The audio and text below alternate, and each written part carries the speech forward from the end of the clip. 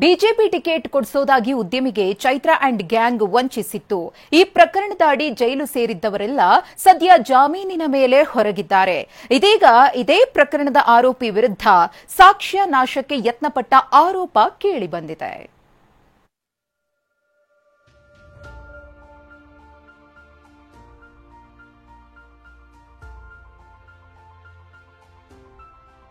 ಹತ್ತಾರು ಪಾತ್ರ ದಿನಕ್ಕೊಂದು ನಾಟಕ.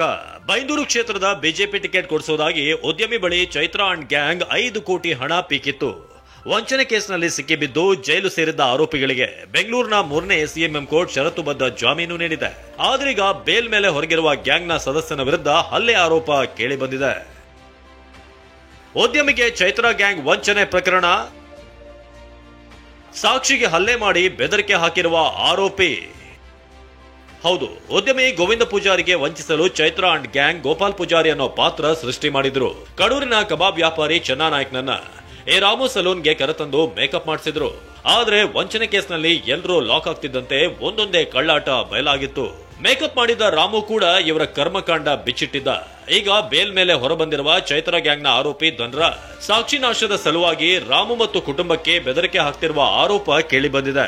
ಸರ್, ಧನರಾಜ್ ಅವ್ರ ಸಂಗಡಿಗರು ಸೋಮವಾರ ಸಂಜೆ ಊಟಕ್ಕೆ ಅಂತ ಹೋಗಿದ್ವಿ. ಹೋಟೆಲ್ಗೆ ಊಟಕ್ಕಂತ ಹೋಗಿದ್ವಿ.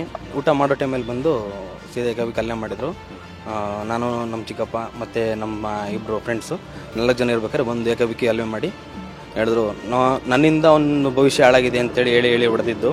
ಚೈತ್ರ ಕುಂದಾಪುರ ವಿಚಾರದಲ್ಲಿ ನಾನು ಹೇರ್ ಕಟ್ ಮಾಡಿ ವಿಚಾರದಲ್ಲಿ ನಾನು ಹೇಳಿದ್ದೆ ಅಂತೇಳಿ ಅವ್ನು ಭವಿಷ್ಯ ಹಾಳು ಮಾಡಿದ್ದೀನಿ ಅಂತೇಳಿ ಅವ್ನು ನನ್ನೇ ಬಂದು ನನ್ನ ಮೇಲೆ ಹಲ್ಲೆ ಮಾಡಿರೋದು. ಆರೋಪಿ ಧನರಾಜ್ ಸಲೂನ್ ಮಾಲೀಕ ರಾಮುವಿಗೆ ಕಡೂರಿನ ಹೋಟೆಲ್ನಲ್ಲಿ ಹಲ್ಲೆ ಮಾಡಿ ಬೆದರಿಕೆ ಹಾಕಿದ್ದಾನಂತೆ. ಈ ಸಂಬಂಧ ಬೇರೂರು ಪೊಲೀಸರಿಗೆ ರಾಮು ಮನೆಯವರು ದೂರು ನೀಡಿದ್ದಾರೆ.